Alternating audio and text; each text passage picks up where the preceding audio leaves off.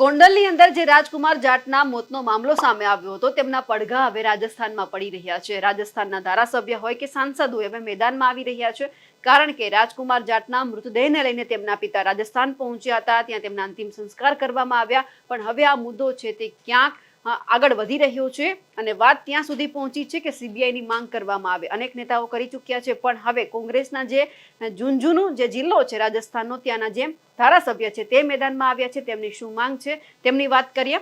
સૌથી પહેલા તો જે શ્રવણ કુમાર છે, ઝુંઝુનુ જિલ્લાના ધારાસભ્ય છે, તેમણે એક પત્ર લખ્યો છે અને જે આ વ્યક્તિ છે તેમણે હવે સીબીઆઈની માંગ કરી છે। માનનીય મુખ્યમંત્રી મહોદય, રાજસ્થાન સરકાર જયપુર, રાજસ્થાનના જે મુખ્યમંત્રી છે તેમને અત્યારે કહેવામાં આવ્યું છે કે હવે સીબીઆઈની જાંચ થવી જોઈએ। વ્યક્તિ આપણા રાજસ્થાનનો છે, આપણા પરિવારનો છે, એટલે હવે તપાસ તો થવી જ જોઈએ। એટલે આખો મામલો હવે રાજસ્થાનના મુખ્યमंत्री સુધી પણ પહોંચી ગયો છે। श्रीमान से निवेदन है कि भीलवाड़ा जिले के यूपीएससी छात्र राजकुमार जाट की संदिग्ध मृत्यु गुजरात के राजकोट जिले के गोंडल जो विस्तार है ત્યાં થઈ છે। અહીંયા इसमें पूर्व विधायक जयराज सिंह जाडेजा का नाम भी मीडिया में आ रहा है। અહીંયા ચોખ્ખું લખવામાં આવ્યું છે કે જે ગોંડલના પૂર્વ ધારાસભ્ય છે જયરાજસિંહ જાડેજા, તેમનો ક્યાંક હાથ છે મીડિયામાં જે વાત થઈ રહી છે, એટલે એમના નામનો પણ અહીંયા ઉલ્લેખ કરવામાં આવ્યો છે। જે આપણે જોયું કે ભીલવાડાનો જે વિસ્તાર છે એ જિલ્લાનો જે આ રહેવાસી છે રાજકુમાર જાટ, તેમની હત્યા કરવામાં આવી। એટલે કે ગોંડલમાં તે રહેતા હતા, એમના પરિવાર સાથે વર્ષોથી એ લોકો અહીંયા રહેતા હતા। જે યુપીએસસીની તૈયારી છે તે રાજકુમાર જાટ કરતો હતો, પણ હવે જ્યારે મોત થયું છે, જે પૂર્વ ધારાસભ્ય જયરાજસિંહ જાડેજા છે તેમના નામનો ઉલ્લેખ કરવામાં આવી રહ્યો છે, તો તેમની સામે હવે કાર્યવાહી થવી જોઈએ। સીબીઆઈ તપાસની પણ માંગ કરવામાં આવી છે। સાથે જ કહેવામાં આવ્યું છે કે આપસે વિશેષ અનુરોધ है कि राजस्थान सरकार विशेष हस्तक्षेप कर गुजरात सरकार सीबीआई जांच करवाने का श्रम करे। હવે આખો મામલો રાજસ્થાનમાં પણ ગુંજી રહ્યો છે। જે રીતે આપણે વિરોધ પ્રદર્શન પણ જોઈ રહ્યા હતા કે વિરોધ થઈ રહ્યો છે, ત્યાંના જે એડવોકેટ છે તે પણ માંગ કરી રહ્યા છે, બસ સીબીઆઈની માંગ કરી રહી છે કે કાર્યવાહી તો થવી જ જોઈએ, કારણ કે આપણે આપણો એક દીકરો ગુમાવ્યો છે। સૌથી પહેલા તો જ્યાં શ્રવણ કુમાર છે, ઝુંઝુનુ જિલ્લાના જે ધારાસભ્ય છે, તેઓ શું કહી રહ્યા છે તે સાંભળીએ।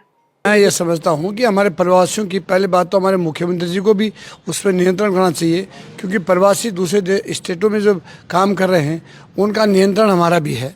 और मैं चाहूँगा कि वहाँ के मुख्यमंत्री, उनके गृह मंत्री को मैं भी चिट्ठी लिख रहा हूँ कि इस हत्या को दृष्टिकोण जो रखते हैं उसको एक्सीडेंट दिखा करके उसको रफा दफा कर रहे हैं। एक्सीडेंट और उसकी हत्या में बड़ा अंतर होता है। उसकी जांच सीआईडी सीबी से करवा दो, अपने आप सामने आ जाएगा। सरकार अपने पे क्यों रख रही है कि हम सही हैं गलत हैं? आप सही हो तो सही आ जाएंगे, गलत है तो गलत आ जाएगा। अब आप जब सरकार इसको छुपाने में लगी हुई है, हत्यारे और बदमाशों को कभी भी सरकार को छुपाना नहीं चाहिए।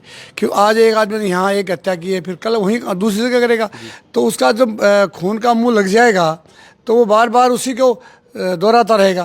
मैं चाहूँगा कि इसको पुनरावृत्ति नहीं हो और हमारे प्रवासियों की जिस तरह जो बेकदरी से हत्या हुई है उसका ब्रेक लगे, उसका अपराधी को दंडित हो, और जिन लोगों ने अपराध किया है वो जेल जाएं। उसके लिए कोई भी कंसेशन नहीं होना चाहिए।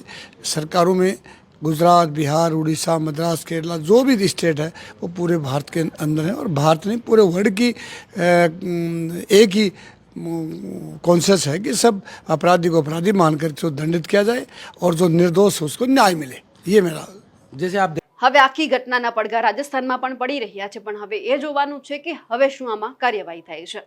અમારા અહેવાલને લઈને આપનું શું કહેવું છે કમેન્ટ કરીને ચોક્કસથી જણાવજો। સાથે જ અમારી નિર્ભય ન્યૂઝ ચેનલને લાઇક, શેર અને સબસ્ક્રાઇબ કરવાનું ભૂલશો નહીં। નમસ્કાર।